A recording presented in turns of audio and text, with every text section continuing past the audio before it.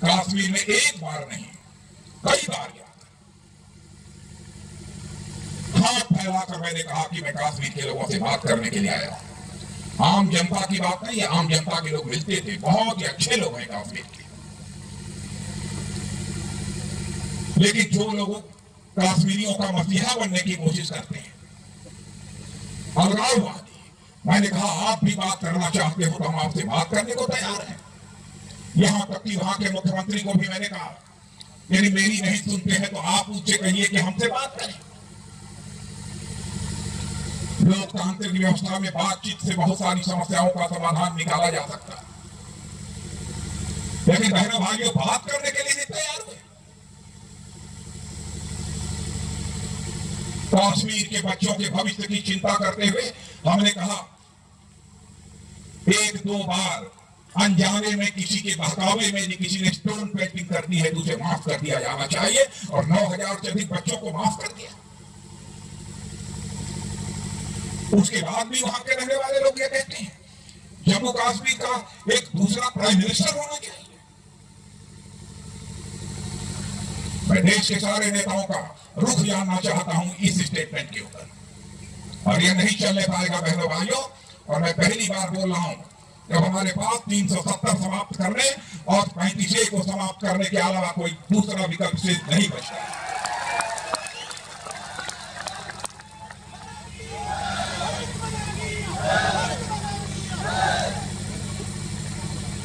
अब यहां के नेतागण फैसला करें क्या करना।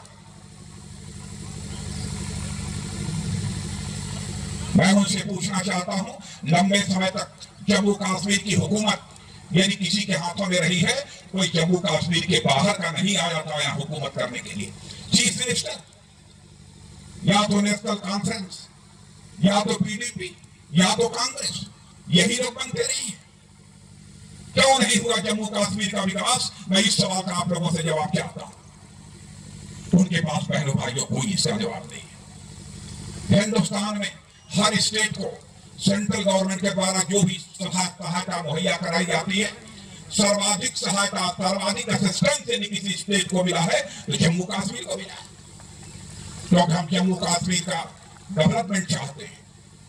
हम चाहते हैं कि हमारा यह जम्मू कश्मीर हिंदुस्तान की डेवलप्ड स्टेट्स के क्यों में आकर खड़ा हो।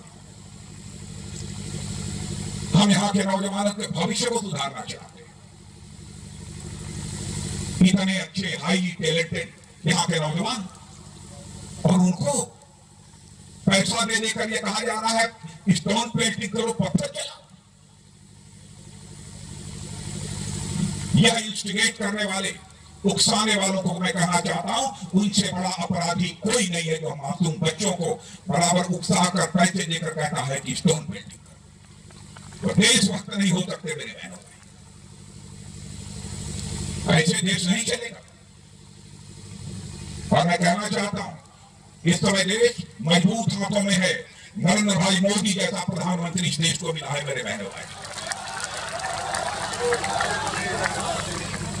ऐसे नहीं चलेगा।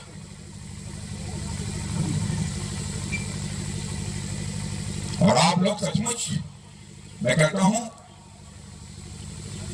सीमा पर रहने वाले लोग भारत के स्ट्रेटेजिक एसेट हैं। रणनीतिक दृष्टि से आपका हमारे लिए बहुत ही अधिक महत्व है।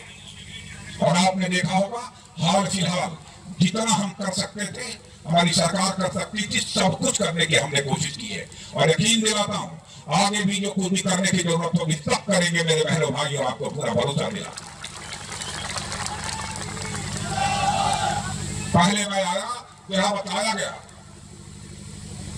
क्रॉस फायरिंग में यानी यहां पर गायें मर जाती हैं, दूध देने वाले जानवर मर जाते हैं, तो एक जानवर का थोड़ा सा कंपनसेशन मिलता है, 3, 4, 5 हजार कितना किया। मैंने कहा कि नहीं, एक का ही, और एक का मिलता था, एक मर जाने का। मैंने कहा तो सचमुच बहनों भाइयों आपकी हिफाजत के लिए बहुत पहले बन जाने चाहिए थे।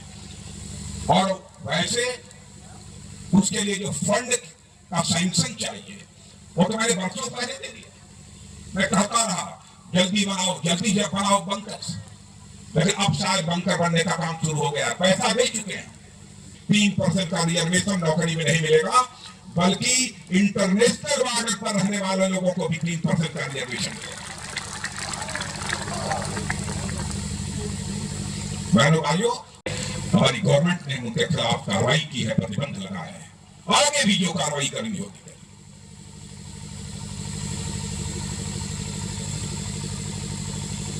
देश इस समय आगे बढ़ रहा है।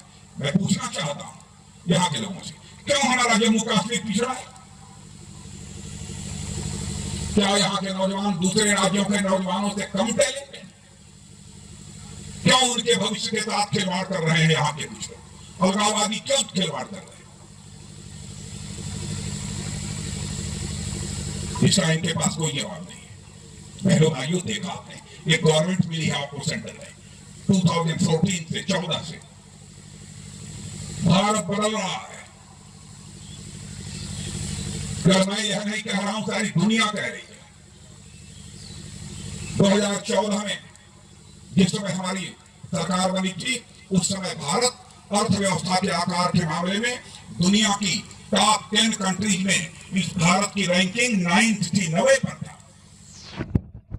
लेकिन 4.5 वर्षों के अंदर हमारे प्राइम मिनिस्टर ने, हमारी गवर्नमेंट ने वो करिश्मा किया। बहनों भाइयों, कि हमारा भारत 9th रैंक पर जो था वो जंप लेकर 6 पर आ गया है और कुछ ही महीनों के बाद 5th पर पहुंच जाएगा, 5वें पर पहुंच। स्क्वायर मीटर की कुछ ऐसे ही होती है, बराबर चलती रहती है, दिखाई नहीं पड़ती है ऊपर, और उसी से जो सिग्नल्स आते हैं, बहुत सारी व्यवस्थाएं यहाँ की चलती हैं। और यहाँ जो चल रहे हैं, ट्रेन चल रही है, मोबाइल चल रहे हैं, कंप्यूटर चल रहे हैं, सब उसी से चल रहे हैं। दुनिया का कोई देश यदि चाहे तो हमारी सैटेलाइट जो ऊपर घूम रही है, चल रही है, उसको तोड़ दे तो पूरी भारत का सारा सिस्टम ही ठप हो जाए, रुक जाएगा यह भारत, ठहर जाएगा भारत। लेकिन दूसरे देश की मिसाइल को तोड़ने की ताकत यदि किसी के पास थी तो 3 देशों के पास, रूस, चीन और अमेरिका। लेकिन हमारे डीआरडीओ और इसरो के वैज्ञानिकों ने 2007 में ही एक क्षमता हासिल कर ली थी तो एंटी सैटेलाइट मिसाइल बना सकते हैं। उस समय के कांग्रेस के प्रधानमंत्री जी थे, उनसे पूछा कि प्रधानमंत्री जी, हम लोगों को इजाजत दीजिए, हम एंटी सैटेलाइट मिसाइल बनाना चाहते हैं, जल्दी हम बना देंगे।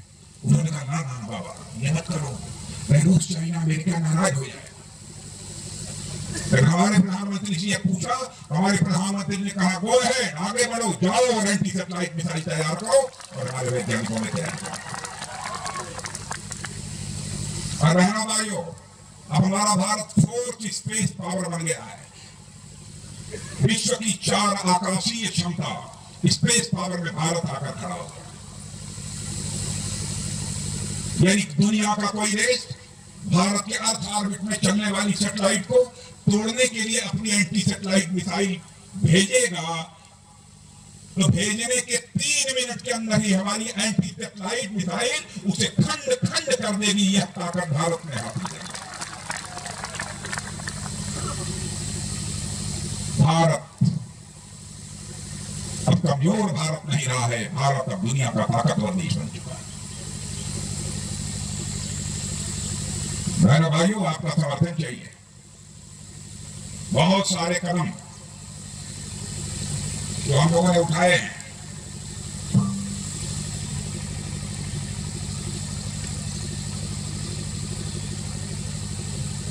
देखा होगा राज्यपाल शासन लागू होने के बाद जो हमारे सर्व शिक्षा अभियान के लोग हैं, यहाँ पर सर्व शिक्षा अभियान के 1-2-4 लोग हैं, कॉन्ट्रेक्चुअल टीचर्स कोई है नहीं है, सबको रेगुलराइज कर दिया, चुटकी बजाकर सबको रेगुलराइज कर दिया, सारे कॉन्ट्रेक्चुअल टीचर्स।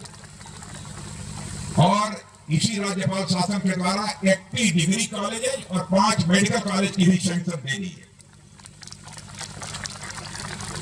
एसपीओ यहाँ है, एसपीओ है कि नहीं? कहाँ खड़े हैं? जरा हाथ उठाओ। एसपीओ का वेतन बढ़ा दिया है। एसपीओ का वेतन बढ़ गया है कि नहीं बढ़ा है? बढ़ा है। बोलो भारत माता की जय।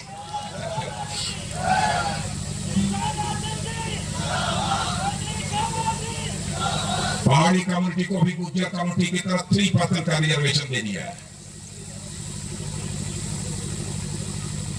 और पंचायत का चुनाव, नगर पंचायत, ग्राम पंचायतों का नहीं हुआ था। बहनों भाइयों, आपने देख लिया, वो भी हो गया। सबसे बड़ी दुर्भाग्य की बात, जम्मू कश्मीर में अभी तक कोई करप्शन के खिलाफ कार्रवाई करने के लिए कोई संस्था नहीं। क्या विडंबना, कहां जाता था पैसा? यहां के नेताओं से जवाब चाहता हूं। भ्रष्टाचार के खिलाफ कार्रवाई करने के लिए कोई संस्था ही नहीं। बहनों भाइयों, यहां राज्यपाल शासन लगते ही एंटी करप्शन ब्यूरो बना दिया गया है। जो करप्शन में इंडल्ज होगा उसके खिलाफ सख्त कार्रवाई की जाएगी। ऐसे कई कदम हमारी सरकार ने उठाए। मैंने पहले ही कहा कि आप लोग हम लोगों के स्ट्रेटेजिक, देश के स्ट्रेटेजिक एसेट्स हैं।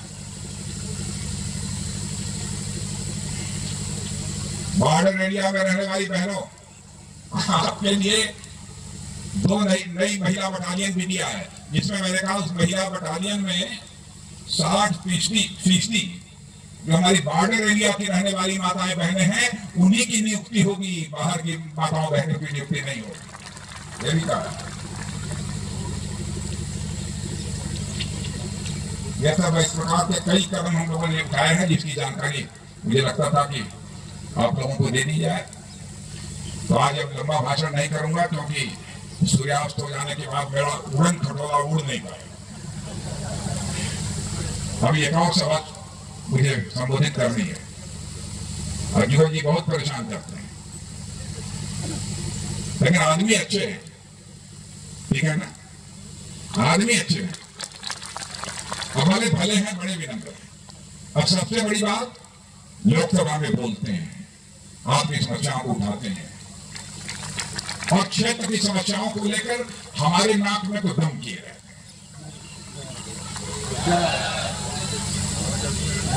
बहनों भाइयों, यही अपील करने आया हूं कि हमारे जुगल किशोर जी को इस बार भारी मतों से जिताकर फिर से भारत की संसद में भेज दीजिए। यदि आप सहमत हो, अगर हाथ उठाकर ताली बजा दीजिए तो मैं मान लूं।